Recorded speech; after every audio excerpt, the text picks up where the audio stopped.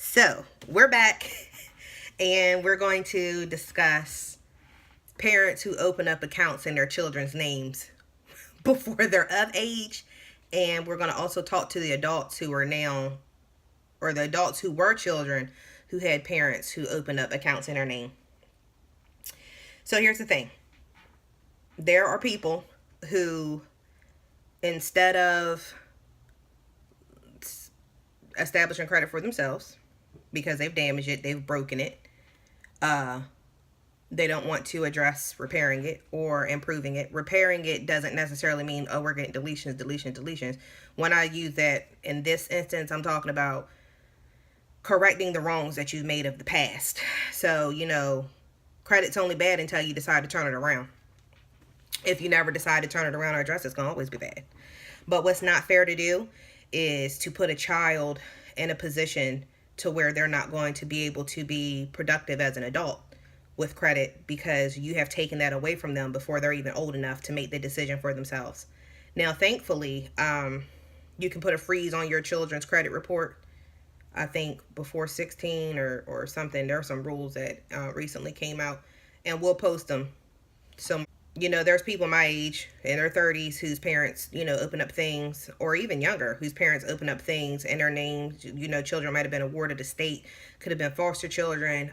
They've been through different families. Social security numbers have been popped around a few times. And then when they're 18, 21, trying to get homes, trying to get jobs, trying to get cars to be productive, they can't because they have a Comcast account or an electric bill in their name.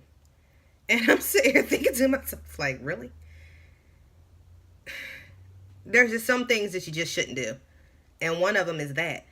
As a parent or as an adult, if you have children and you feel like that you're tempted to open up a credit account in their name that's not going to benefit them and that that you're not going to do right by, don't call us. We will do credit counseling and repair for you, and we will help educate you. Go to these local libraries, these nonprofits. There's enough programs to help educate you so that you don't have to do that.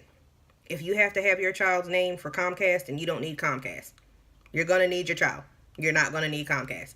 And at this point, there's different options too, like Netflix and things of that nature. But, we're talking specifically to the accounts that most people that I've seen, that people say, I didn't open that up. There's no way I could have. Now, luckily, when you're disputing those things, you can show proof, that they were underage, they were a minor, or whatever the case may be. But why do parents feel the need that that's something that they need to do? Because I don't know. So I'm asking, like, talk to me. Is this like is this a thing where they just don't know? So the first thing to think is, well, who has a clean credit score or a clean social that I can use? Oh, I'm going to use my kids. That's identity theft. Don't you know that when those children get older, if they want to show proof, do you know what they tell them? Oh, you need to file a police report, and or else you have to sue your parent. I've heard stories of people co-signing. Oh, that's another one. Children who, young children who are adults, they might be 18, and the parents are asking their children to co-sign for things for them. Come on, dude. Don't do that. There's enough resources. I have enough resources on this YouTube channel to help you. I have enough on a lot of it to help you. Everything, like, education is free. The library has books for days. If you can't read, that's okay. Do audiobooks. There's solutions. There's not excuses anymore. And if you're watching this video and you're thinking to yourself, well, the reason why I did it is because, then that's the problem. Stop justifying the problem of the things that you're doing and actually address a solution. Like, I'm a firm believer in goal setting. And, if you know that you have a goal, have smart, actionable things that you can do to get you there, like specific, measurable, accurate, timely. I know one of those is off, but you want to make sure that your goals can help you achieve those things. You shouldn't take a 18-year-old who's wet behind the ears or just young and bright-eyed and then ask them to co-sign on a car for you because you know that you've had repossessions before and you didn't pay on those cars. Like, let's not do that. Let's address whatever the psychological issue is behind not paying the bills. Are we not paying the bills because we're not keeping jobs? Are we not keeping jobs because we have a time management issue? Are we not keeping jobs because our education level isn't there to help us be promoted? Are we living check to check because economically we feel disadvantaged in some way, or maybe we are economically disadvantaged. Those are things that you want to discuss with somebody who can help, not put your child in a position where they have to try to repay a debt that you knew your intention might not have not your intention might have been to pay it, but if it's in collections or repossessed, and if you have like a few things, like the credit score is a risk score. So if your score is low, then it's likely that the risk of you not repaying an item is high. The higher your credit score is, the lower the risk is that you will default.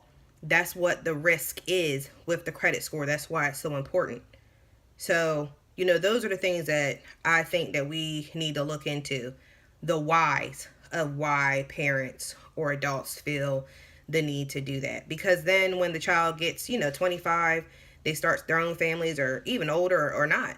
But when they decide that they want to do things such as buy their own vehicle or go out to purchase a home, open a business. If you didn't pay on the items that you had your child co-sign on, no, they're not going to be able to further themselves. And it's a generational issue now. So you're teaching your child what? Well, as a parent, I made a decision to have you co-sign for something that I defaulted on, and I have now put you in a position where you're not going to be successful. Or even if you have somebody co-sign for something, and if you get to a point where your credit is well enough to refinance it into your own name, do that. But don't co-sign or have your children co-sign for you. Even as a young adult child, don't have your child do that, especially if you know that you're not going to do it. This is where we have to be real and look at ourselves and say, am I really going to do right by this? And again, let's be clear. I'm not saying that every parent's intention is to do that, because life throws us blows. It deals us lemons. You feel like the bus is backing up over you. The bus brought some bus friends to sit on top of you, skirt the wheels on you a little bit. But it happens. It's happened to me. It's happened to friends I know, people who go through it every day. And there is a way out. And, you have to be positive about it. Like, I'm a big dream board person. People who know me personally know that I try to do a dream board every year. Last year I did like a virtual one on my phone. I ain't like it. So, set up a dream board of things that your goals are. If your goal is to be able to get your credit well enough so that you don't have to have a cosigner, let's do that. And you know what? Maybe we should start like a challenge or something where we can implement different things over the course of like a month or like a week or so that we can do, so that we're not in a position to have cosigners, and we can establish savings. There's different apps and options. So we'll discuss that as well. So I hope, again, that this helps somebody. Share it, like it, post your questions below or your concerns. I don't want to seem like I'm being, down on anybody or talking down or being judgmental. It's just one of those things that really frustrates me. It's like, because I don't understand, but that doesn't mean that I'm not open to understanding. And then that's where the conversation starts. So I will keep posting things. Next video, we will talk about different apps and things. Or I'll do a post video, and you let me know, like, do you want to know about different apps that can help you save money, different ways that you can start achieving these small goals, or if you want to know about dream boards. So you guys let me know in the comments. Do you want to know about doing a vision or dream board, or would you rather know about apps? Or if you want both, tell me that too. But whichever one gets the most votes is the one that I'm going to post next. So thank you guys for your time. Follow us on Facebook and Instagram at Peyton Credit Services. Subscribe and share this. Thanks, guys.